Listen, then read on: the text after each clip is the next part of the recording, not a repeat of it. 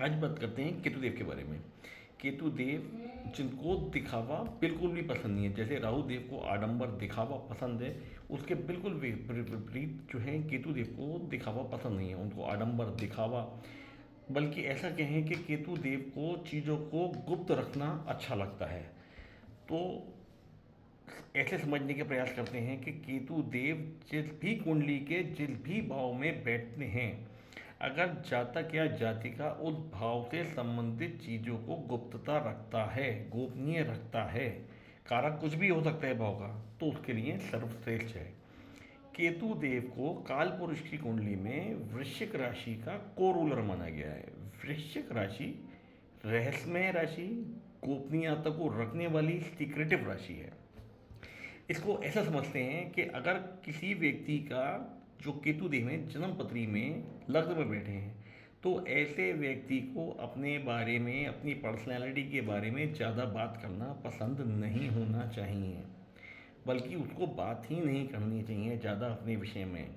केतु देव किसी का अगर द्वितीय भाव में बैठे हैं, यानी वो परिवार का भाव हो गया, आपका धन का भाव हो गया, तो ऐसे व्यक्ति को अपने धन संबंधित चीज़ें, अपने परिवार संबंधित चीज़ें दूसरों के सामने उजागर नहीं करनी चाहिए, उनको वहाँ पे सीक्रेटिव रहना चाहिए। यही केतु देव अगर किसी के सप्तम भाव में है, तो ऐसे व्यक्ति अपनी पत्नी से प्रेम पूर्ण रूप से करेंगे, लेकिन वो क्या है कि उनको उस प्रेम को दिखाना या किसी तरीके से शो ऑफ करना जो है वो नहीं आता है। इसी वजह से कई बार सप्तम भाव में केतु देव को बहुत से ज्योतिषगण इस बात को मान लेते हैं कि ये तलाक का कारण होता है। कारण हो सकते हैं, लेकिन यही कारण होगा, ये सत्य पूर्णतया सत्य नहीं है।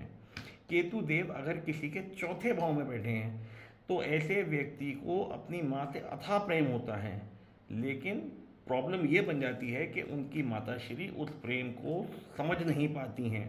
ऐसे व्यक्ति को अपने घर के बारे में, जिस हाउस में वो रह रहे हैं, अपने जो भी लग्जरीज उनके पास हैं, ऐश्वर्य के संसाधन हैं, उसके विषय में किसी को नहीं बताना चाहिए। केतु देव अगर पंचम भाव में है, तो यहाँ प्रेम तो पूर्ण रूप से है, लेकिन वही जो प्रेम है ना पिक्चर वाला, के दिखाना, शोशेबाजी करना, वो उनको पूर्ण रूप से नहीं आता है, वो इससे बचते हैं, और यही एक बहुत बड़ा कारण हो जाता है कि इनके ब्रेकअप्स हो जाते हैं। देखिए, मैं वो तरीका बता रहा हूँ जिससे हम केतु देव को समझ सकते हैं। केतु देव अगर किसी व्यक्ति के दसम भाव में बैठे हैं, अब दशम भाव में केतु देव को बैठने पे ये माना जाता है कि यहाँ मल्टीपल चेंज ऑफ प्रोफेशंस होते हैं, पूर्णता रूप से होते हैं, लेकिन यहाँ पे केतु देव को झूठी आडंबर, झूठी शानो शौकत, झूठी इज्जत जो होती है वो बिल्कुल भी पसंद नहीं होती है। नवम भाव धर्म का भाव है, यानी जो व्यक्ति पूजा पाठ करता है उसका भाव है। अगर केतु देव नवम भाव में स्थित है ना, तो ऐसे व्यक्ति को अपनी पूजा पाठ के विषय में, मंदिर जाने के विषय में किसी को बताना पसंद नहीं होता है। वो पूजा पाठ करना चाहते हैं, अपनी एक पद्धति के तरीके से करना चाहते हैं, चाहे वो मानसिक रूप से जाप करें, लेकिन उनको वो क्या पूजा कर रहे हैं, कैसे कर रहे हैं, क्यों कर रहे हैं, किसके लिए कर रहे हैं, इसके विषय में बताना पसंद नहीं होता है, और बताना भी नहीं चाहिए। केतु देव अगर आपके 11वें स्थान पे बैठे हैं, यानी ये भाव जो है आपके सोशल सर्कल का है, आपके बड़े भाई बहनों का भी है। देखिए, एक भाव में कई कारक चीज़ें होती हैं, तो डिपेंड ये करता है पर्सनल चार्ट के हिसाब से, दशा के हिसाब से, कि वहाँ कौन सा भाव का कौन सा कारक एक्टिवेट हो रहा है।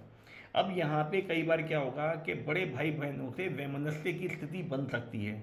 इसका मतलब ये नहीं है कि प्रेम नहीं है भाई बहनों में, प्रेम है, लेकिन परिस्थितियाँ ऐसी जनित हो जाएंगी कि वो अपनी चीज़ों को समझा नहीं पाएंगे। सोशल सर्कल का है, आपकी इच्छा पूर्ति का भाव है। अब इच्छा पूर्ति में अगर केतु देव बैठे हैं, तो टेक्निकली ये माना जाएगा कि इच्छा पूर्ति में कटाव करा रहे हैं, यानी वो केतु का कैंची के जरिए से काटने का, तो ऐसा माना जाएगा कि केतु देव आपकी वहाँ पे इच्छा पूरी नहीं होने देंगे।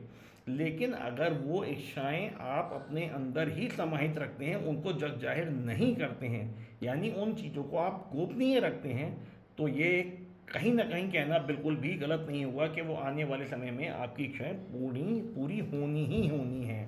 ऐसी व्यवस्थाएं बन जाती हैं। देखिए, दो ज्योतिष में कॉन्सेप्ट है ना, स्पेस एंड टाइम का।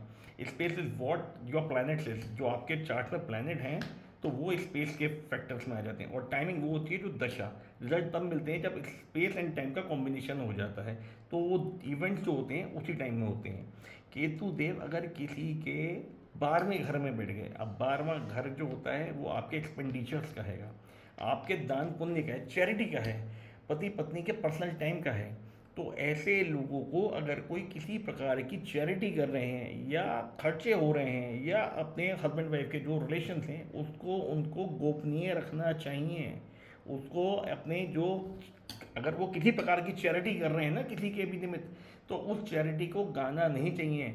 गाना बजाना, दिखाना, आडंबर करना, ये सब राहु के कारकत्व में है, केतु देव के नहीं है। राहु और केतु दोनों विपरीत एनर्जियां हैं। राहु देव शीश हैं, केतु देव धड़ हैं। तो उस चीज़ को समझना चाहिए। और केतु की चीज़ जहाँ पे भी है ना, अगर आप गोपनीय रखेंगे तो ही सर्वोत्तम है। उम्मीद करता हूँ मेरे द्वारा दी गई जानकारी जो केतु देव के संदर्भ में दी है आपको समझ में आई होगी, और आप खुद अपने चार्ट का इस हिसाब से आकलन कर पाएंगे कि आपके केतु देव किस जगह बैठे हैं।